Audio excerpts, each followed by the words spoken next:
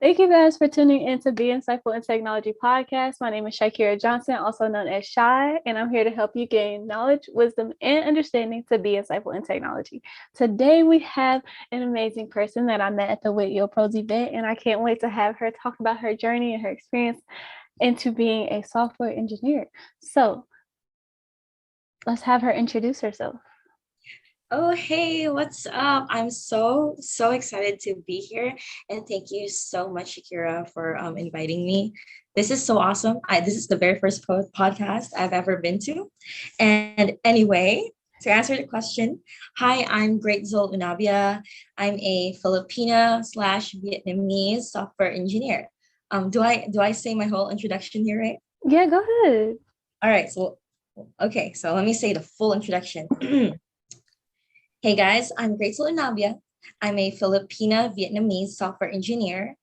I'm a climate researcher for Indiana University Bloomington under Dr. Dana Habib, and I'm a volunteer computer science teacher for a local charity called Next Generation Focus. So it's very nice to meet you guys. And thank you for having me, Shakira. All right, it is so great having you. It's amazing that you're going through all these different steps and also teaching what you've learned along the way as well. Yeah. So, where can the people find you? Do you want them to use Instagram, LinkedIn, whatever your socials are? Just make sure to let me know. I'll let them know, and we can all get connected. Awesome. Yeah, so pretty much you can just go to www dot it was that three W's dot greatzel.com, and you'll find like my resume, my LinkedIn, my GitHub, and some of the stuff that I have done. Yep. I'll make sure to include her website in the show notes so that you can check her out. All right, so let's go ahead and dive deep into your journey. So, how did you find your passion into technology? And was this even your original passion? All right. Well, yeah, when I read this question first, I had a hard time thinking about it. But then I remembered that I did have, how do I say this? I guess I should start with what my passions are and then how I found them. So, like, my passions, and I made like this whole acronym for them. I call it my three C's: community, challenge, and curiosity, right? And it just so happens that these three aspects that I'm so in love with in life just happen to like point at one direction, which is technology. So for community, well, I like being active in my community, giving back, teaching the kids. For challenge, it's like, what am I capable of and what can I do? I want to try to do it. And I want to do something. I don't just want to do something, right? Like I want to do something difficult. And I think it's important to like struggle because that's how you grow. And for curiosity, this is what this is how I feel like what is possible out there. I want to see what's beyond the horizon, what's beyond what I currently know, what is out there. So those are like, these are the three things that really drive me. And how I found them, um, my answer is going to be kind of weird, I guess. It's more of a, I'm a really introspective person. And I'm really insightful about myself. So if whenever I feel stuck, I don't know what to do, at a certain point in college, I kind of found that I wasn't sure what I was going to do with my life because at that time I didn't know what was possible. So what I like to do a lot of times is think about or look inside myself, right? Look inside myself and figure out what am I actually struggling with? What kind of questions do I need to be answered? And then when I find that question, like what should I be passionate about and what can I do in my life? I look at how other people, other more successful people who have, their own stories, I listen to them. I listen to how they managed their struggle, how they overcame it, and how they arrived to where they are. So I love listening to other people's stories and how they got through a lot of their problems that I might also be like experiencing. So through like a constant through constant introspection and being insightful, I managed to figure out, you know what, these are the three things I'm passionate about. And these are also the three things that I'm already doing. Because sometimes your passion is something that you are already doing and you just need to like put them in words, or to put it, or to like have an action plan related to what you're already doing to get it to the next level. So I don't know. Was that a good answer? That was amazing. Honestly, I like the fact that you have the three C's and you're already doing that, because Oh, a lot of times, sometimes as you're starting out on your journey, your passion seems so far away. it is. I guess I could also, so coming back to the three C's, right?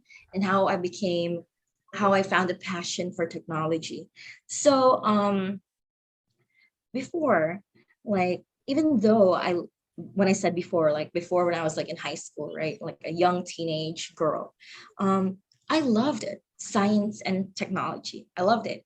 But I really, really struggled with math for some reason. I really struggled with math so much. And because I struggled with math, I really believed that I was not made for something in the field of science or in the field of technology.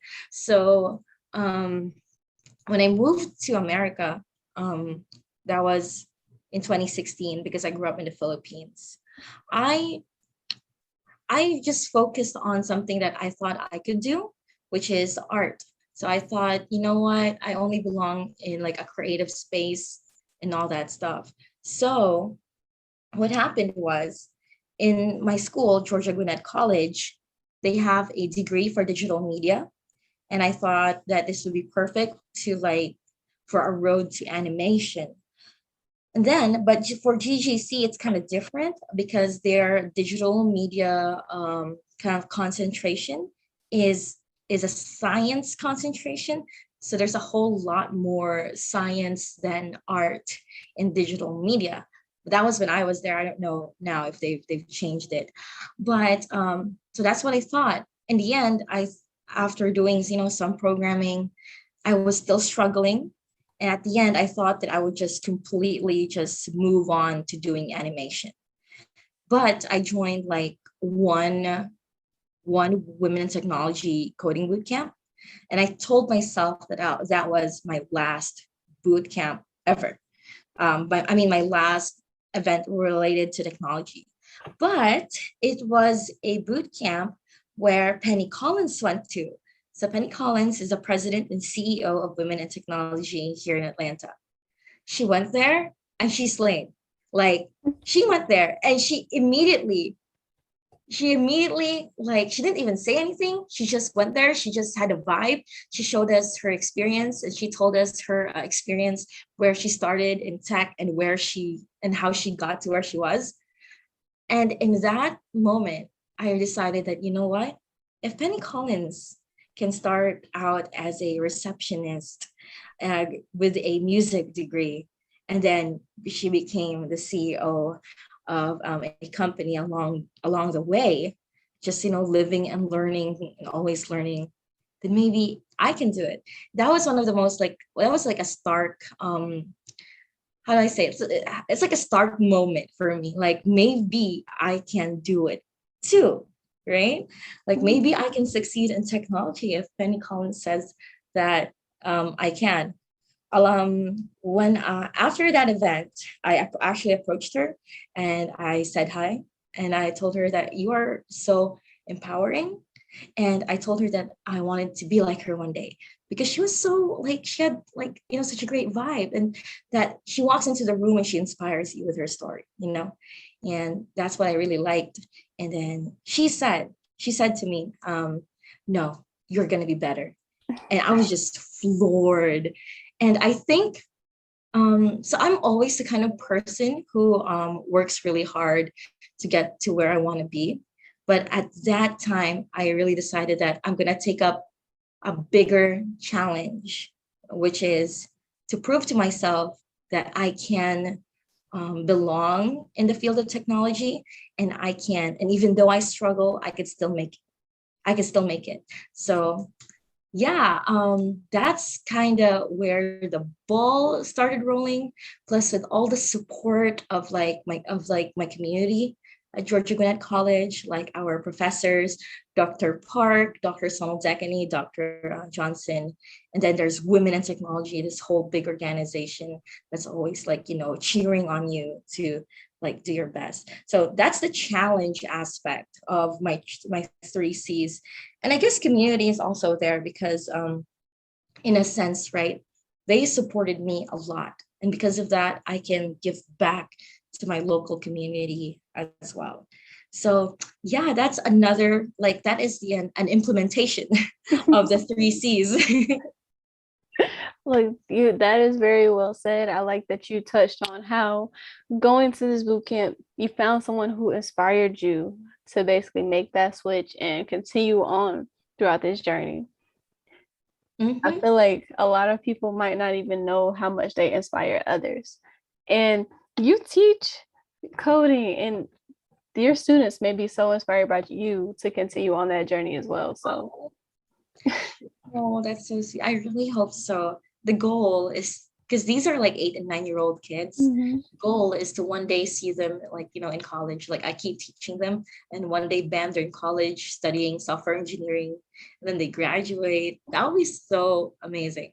Because a lot of these kids, they come from families who might not think education is that important. You get to a certain age, then you work, and that's it, your whole life. So we just want to give these kids, and this is how representation also helps, because Penny is also an Asian American. And this is why I think like representation really helps, because kids can see that, hey, that person looks like me. Maybe I can be like them. So a lot of times, so I have a lot of kids from different spectrums of race, and I always try to invite like a lot of different people to come to my class and to say hi, so that the kids can see, oh, that person looks like me and she's a software engineer. Maybe I can be like her. So, yeah. Representation matters. It really does. Yes. It shows the possibilities, and we need more people to fill that space. True. I agree. What is it? So, speaking on that aspect, this may or may not be your answer, but what are some thoughts, comments, and concerns that are occurring in the tech industry that you would like to address? This can be positive or negative, it's up to you. Mm. Oh man, I literally only put in some negative stuff, I think. It's Oh, okay.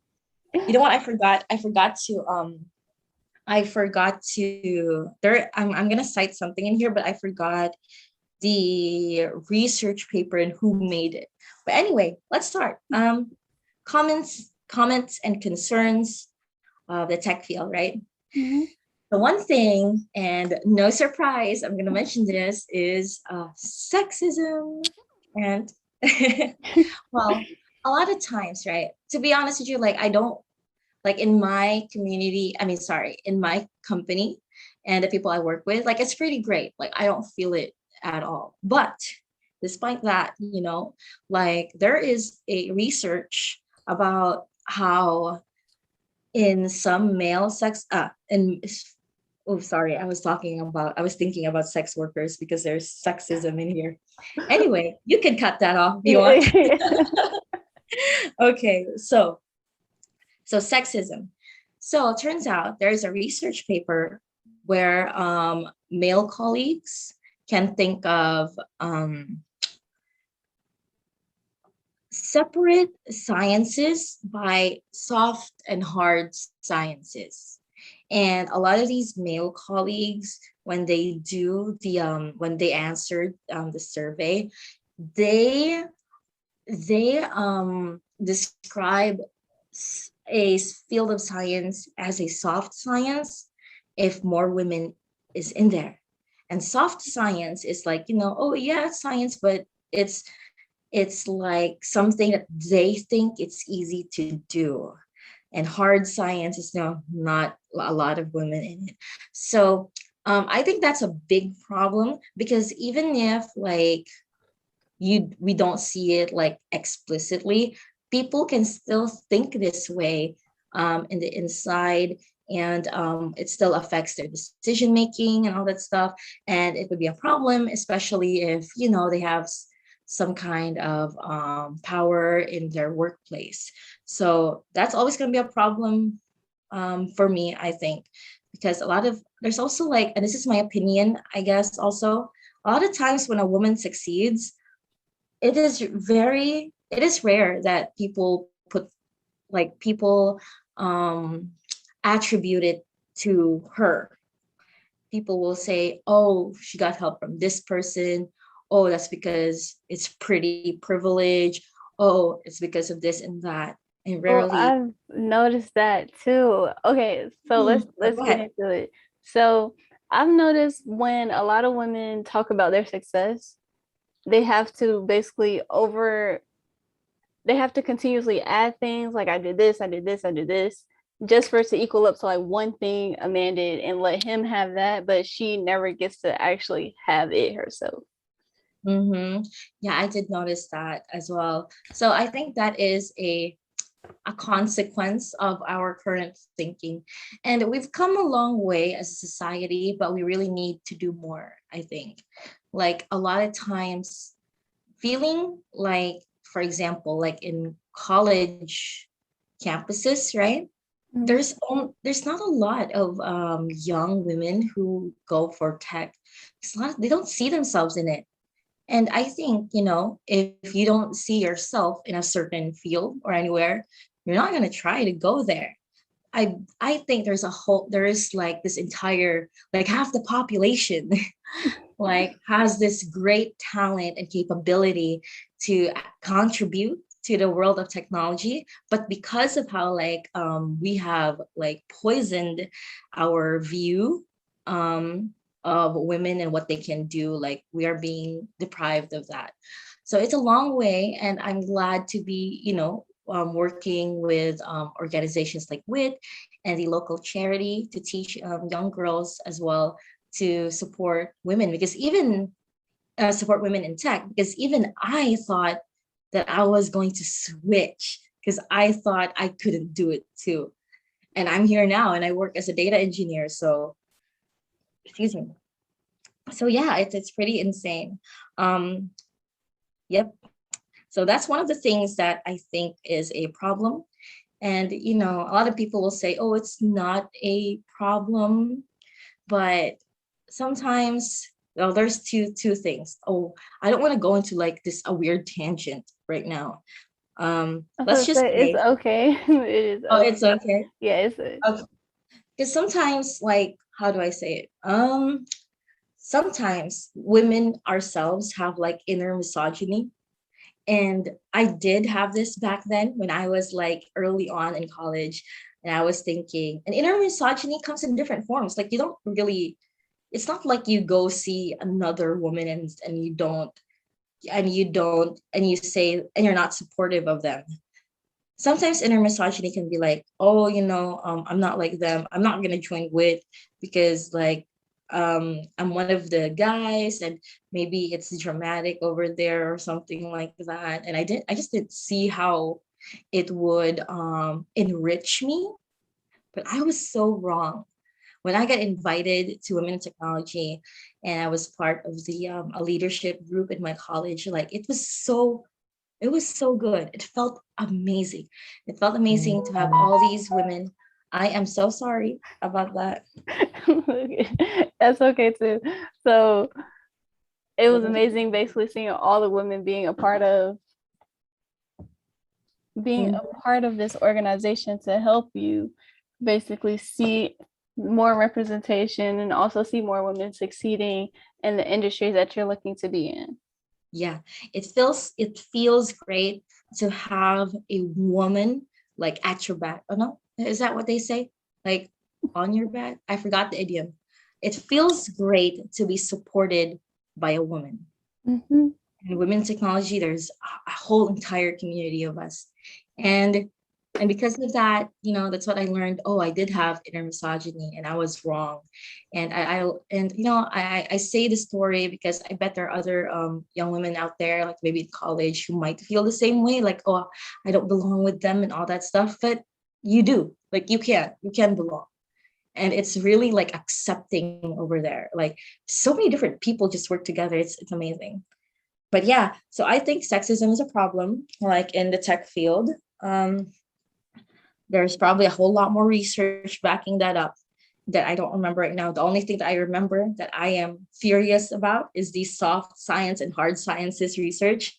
I'm like, man, you can't do anything, right? Like I wanna study something and it's hard. And now because a lot of women are in there because it's more accessible, you think it's an easy science? Give me a break. But yeah. It's Um like what I've noticed when we get discounted for things.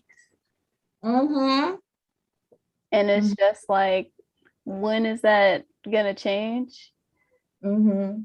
And honestly, I don't know when it's going to change. I feel like it may be slowly taking a turn now because all of different perspectives are being brought into view now.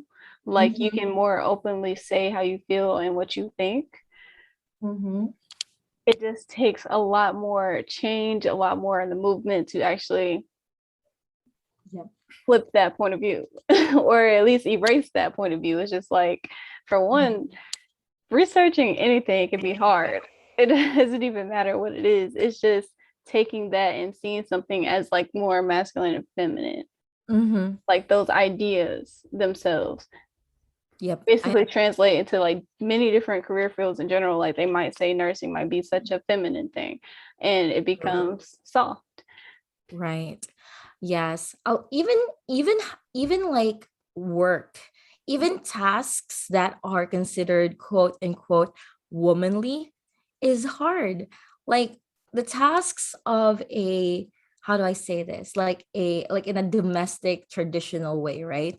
Like women are like, I don't even remember the word. They take care of the house and the children and all that stuff. Like that is more than 8 hours of work that is unpaid, right? That's like Mm-hmm. unpaid labor for the woman of the house. And like the man comes home from a fulfilling job and everything is like set up, like, oh, dinner, the kids are taken care of and everything, and all this person has to do is to go to work for 8 hours. All the man has to do is to work for 8 hours and then come back. So this is actually like a labor thing as well, and like economically, like if women were paid to do their jobs, like, or to do their traditionally their jobs, then it would be like a whole lot of money. But women do it for free because that's how society, I guess, perceives what women should be doing. But anyway, that's like, stepping into like and economics and gender and labor. It's a whole other beast. That is definitely a whole that deserves like its own episode, and we might take like a deeper dive into like the technology side of it since it is still on the lower end for women to end up in the tech industry. Oh But yes. we're emerging, but it's still not as high as Hmm. I men. guess our goal, oh sorry, I was gonna Oh, say go ahead. well, I guess our goal is to change the perspective, right? Like women Mhm. should like be able to, women and kids, uh young girls, young teenagers should be able to see themselves in tech. Like, so there has to be a lot of representations, you know. My next one is entry level expectations, especially in job listings. And I feel like this resonates to a whole lot of like new grads looking for jobs. Because like when you see, it's funny to see like a job listing, like you're a new graduate, right? And then you see Mhm. a job listing and it requires like 2 years of experience or something, and you're like, I just graduated, I had one internship and that wasn't even a year. And everybody's situations are kind of different. Some people have to like work a low wage job, like just to get through college, so they don't have time to look for internships or have time for like internships at all. Some internships are unpaid and all that stuff. So yeah, there's also a lot of like entry level expectations in the job listings, where they require so many like technology. They list so many technologies in the job listing, and you're like, hey, I only had time to learn like maybe a quarter of that in college. Like they're not super man and woman, like these college students. Like I think entry level job listings should be realistic. Like they should know what college students have actually done throughout college. And I'm sure these people probably know because they went through college themselves. So it just needs to be more realistic, and they need to give more opportunity, and they need to, like, how do I say this, instead of looking for a candidate who already has all the skills, right? Like you base your search on like potential, and how much has this a college student, like how is their ability to learn and all of that. Because a lot of times your resume doesn't even go through, even though you would have been a perfect, like an entry level candidate for a position. But how do you feel about it? For this one, where it's just like the entry level roles are basically expecting you to come in at a senior level, they are, for one, they're annoying to run into. The system that like keeps track of resumes, I think it's like 80 ATS, like autonomous something. Mm-hmm. Um, that basically filters you out if you don't have like those keywords. And Mm-hmm. when it comes to reaching a person like a recruiter, sometimes they may not even require you to have all of it. If you have like those soft skills, you can talk your way into it pretty much. Mm-hmm. It is a problem because you get ruled out so much early on. Mm-hmm. My idea of a solution is, for one, yeah, coordinating with the people who actually do the jobs to create a realistic job description, and they have to be willing to train people coming out of college. Like Mm-hmm. I feel like a lot of these positions are out there because companies don't have the team, so necessarily they don't have the people to train you. Mm. Yeah, I can see that. Um, but at the same time, I think this is like, how do I say this? The tech industry and as a whole needs like, and I don't know if this has changed in the recent year, but from what I know, it's like there's always like a shortage in, let's say, cybersecurity experts, programmers, technologists in general, Mhm. like, right?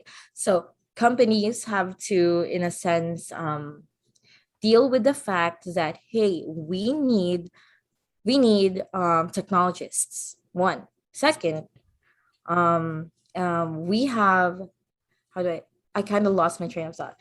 Companies need technologists. Bam. Second part is that we are under, what's that thing, like under, like there's so many jobs. There's There, a lot more jobs than employees, I think. yes, So and then people.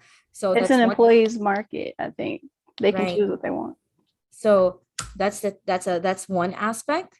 And we have so much more job positions than we have so much more job positions than how many people are out there Mhm. and who have this skill. And the third part is like, we have a lot of, or finding the right candidate, right? So I think in that part where companies have to find the right candidate, they have to be willing to take a risk and hire like new grads and all that stuff. New grads, people from who did boot camps, self-learned people and all that stuff. Because first of all, not everybody's gonna come out of college or a boot camp or a self-learning journey as like the perfect candidate. But all these people have so much potential. And companies have to realize that, and they have to take the risk, and they have to take the they have to take the they have to be willing to teach these people, and so that they can become amazing assets in their company that will teach the others, right? That will become like a whole league of senior technologists that can enlighten new employees in their technologists in their company. That's how I feel about it. Like I just think companies need to, give college students like new grads a break. Right? They have Basically. to, like, in this time period, yes, you can learn anything, but it's like learning it versus being in a whole enterprise environment and implementing it is different. So that transition is going to take time, especially if you're early in your career. So Mhm. I understand, like, a lot of companies, they may be just understaffed to be able to train someone, Mhm. but having those programs in place, like being at a company that offers learnings, like different systems like Pluralsight, Safari Mhm. Books, even LinkedIn Learning, having a company that offers you those for Mhm. free, and maybe putting someone on the team on a certain track who just like, okay, so we do this, we work with this technology a lot. We have a course that you may be able to take, and can you please go through this course as we, show you hands-on experience as we go.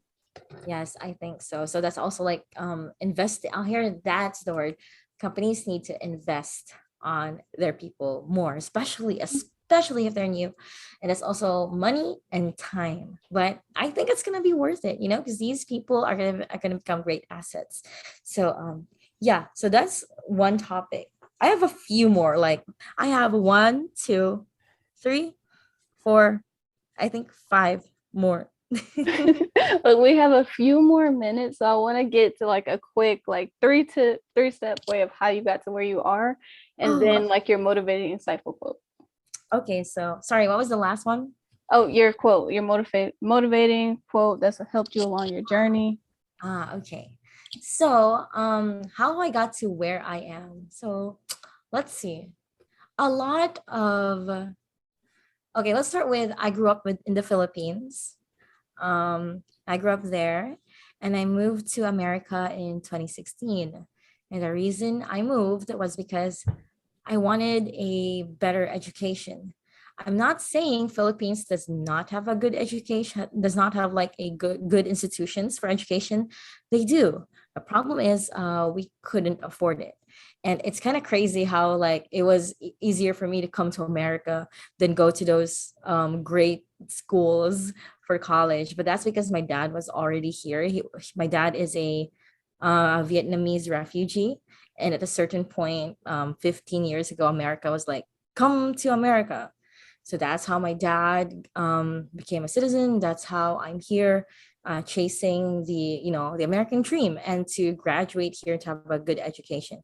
So that's technically where I'm from. But my biggest support when it comes to getting to where I am is a whole community of amazing people who inspires me, and not just inspires me but gave me an action plan. So one of them is my professor.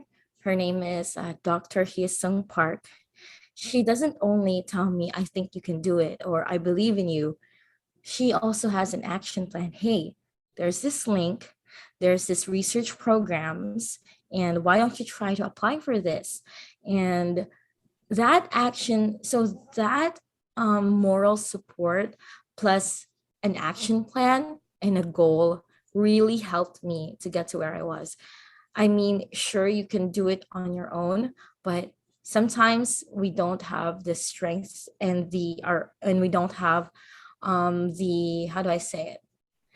We don't have enough faith and we don't know enough of the environment to make it on our own. And that's how your community comes in as a key part of your success. And that's how I feel. What is it? That goes into the quote: if you want to go fast, go alone. If you want to go far, go together. Oh, Go that's like, go as a beautiful. group. So that one has carried me through too. Yeah. And for my quote, I don't actually have a quote. It's more of like a tip for people. And it's something I really believe in. And it's what is it? All right. So one is don't fail without giving your 100%. Because I've gone through for the longest time in my life, I was afraid of giving my 100% because giving my 100% and failing means I'm not good enough. But the reality is that we have to grow in order to fit bigger shoes. more responsibility, more compensation, we have to grow. And that's why if you don't give in your 100%, you don't know how much you have to grow. So it's that inner feedback I like to give to myself. So if I have to try something, I have to try it 100%. And if I fail, then you can just move past the 100%, right? Because people are not static. Like, we are all dynamic. Even our IQ, it can change. Anything that we think we can't do, we give it enough time and effort, we can do it. So that's what I like to say. Don't fail without giving your 100%. And the second one is find a community that is invested in you and that you can invest in. And you can invest in these companies in different ways. They can be financial, moral support, or with your time. But there's a lot of ways to be a part of a community, to support them because they also support you, and also enriches your world. Look, I really appreciate those quotes, honestly, on your tips. I appreciate your tips Thank because those are something that putting your 100% and then actually following through and then having the community for one to fall back on and they continue to push you through. That is some of the best advice that anybody can use, no matter what field, no matter what place they go to. So Oh, we have to wrap it up here, but I enjoyed doing the podcast with you. And thank you guys for all tuning in to Be Insightful in Technology. And tune in next time to hear the amazing information that these tech professionals have to provide for you. So thank you, Greatzel. I hope to see you on the episodes again soon. all right. Thank you for having me, Shakira. This is a great experience. Thank you.